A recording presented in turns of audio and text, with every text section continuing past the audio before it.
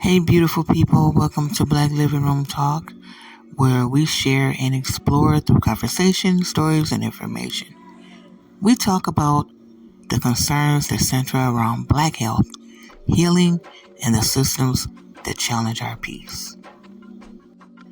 Today, I have a story of ingenuity, desperation, and the unbreakable human will to be free.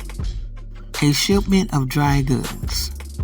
This story is about Henry Brown, a man who, in 1849, did something so audacious, so unbelievable, that it earned him the name Henry Box Brown. For the rest of his life, he mailed himself to freedom. Yeah. It really sounds like something out of a movie and not a history book. And to really understand the desperation that would lead a man to cram himself literally into a wooden crate, you have to understand his life in Richmond, Virginia. So what was Henry's life like? Well, see, Henry Brown was born into slavery around 1815. He worked in a tobacco factory in Richmond, and while the physical labor was grueling, the deepest pain of slavery was the constant threat of family separation. Brown had a wife, Nancy, and three children that were his world, and that threat of family separation became a reality for him in the most brutal way. In 1848, his wife, who was pregnant with their fourth child and their three children, they were sold. Now, the book I just read said that his wife had told him she was going to have his favorite dinner made when he came back home that evening. But when he got back home, there was no meal, no wife, no kids. How sad that feeling must have been. Can you just imagine that? As a man, especially a black man, and for the children, the wife. Can you imagine how horrible, how horrific that feeling must have been? One account said that he was forced to watch his family, along with 350 other enslaved people, marched away to a plantation in North Carolina. Either way, it's terribly sad. I can't even imagine the pain of such loss and powerlessness. And according to Doreen Rappaport's book, The Shipment of Dry Goods, as I just read, that moment was his breaking point. He wrote in his own narrative that he was resolved to gain his freedom or die in the attempt. He felt he had nothing to lose at this point. So this is where his incredibly risky plan formed. He prayed for a sign, and the idea just came to him, but an idea is one thing and execution is another. He had to get help, so he enlisted James C.A. Smith, a free black man, and a white sympathetic shoemaker named Samuel Smith. They were all taking an immense risk. Helping an enslaved person escape was a serious crime. For James Smith, a free black man in the South, being caught helping Henry Box Brown, he could have been sold back into slavery or worse. He was putting his own freedom on the line. And for Samuel Smith, a white man, he faced heavy fines, imprisonment, and social ruin for betraying the racial order. He was branded as a traitor to his race by many. However, they agreed to help Henry.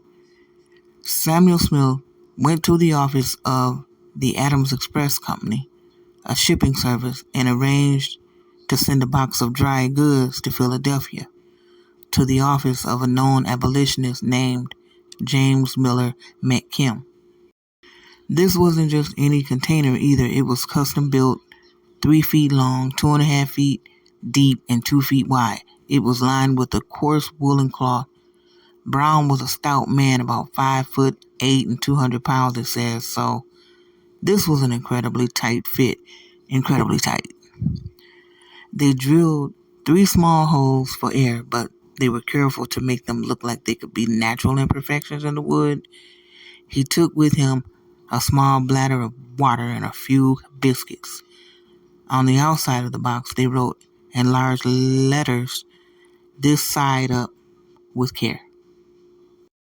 The irony of that label, "This side up with care," for a box containing a human being.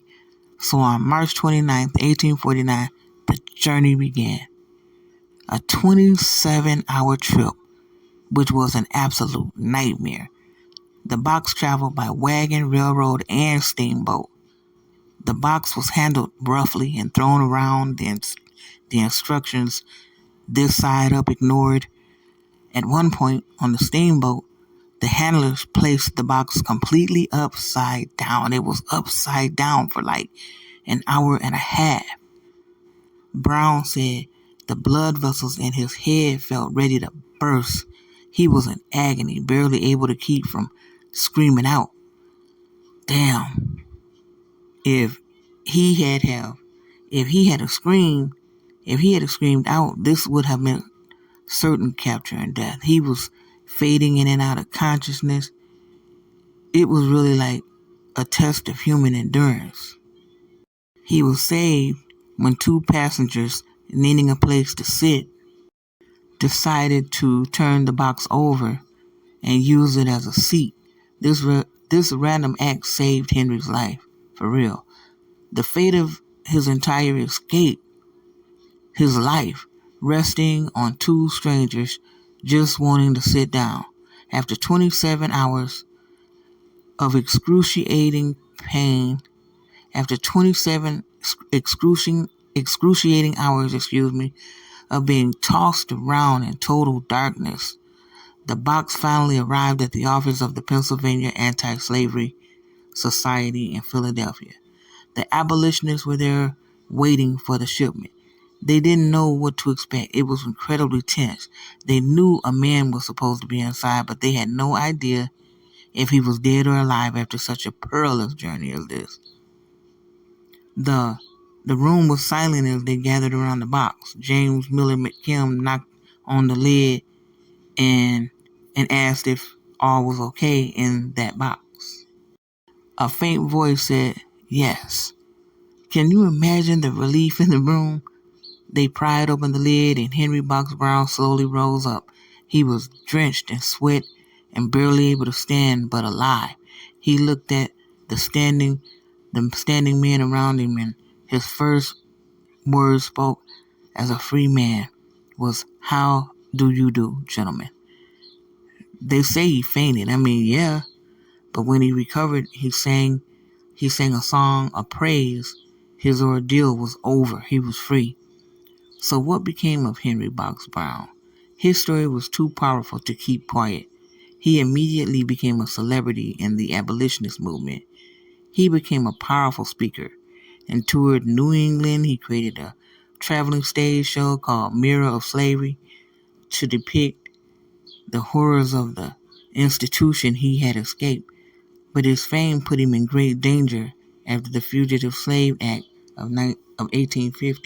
When the Fugitive Slave Bill was passed, the Fugitive Slave Act, when this was passed, it made it easier for escaped slaves to be recaptured. He was no longer safe in the North, so he moved to England, where he lived for 25 years, touring as a magician and showman. He also remarried and started a new family.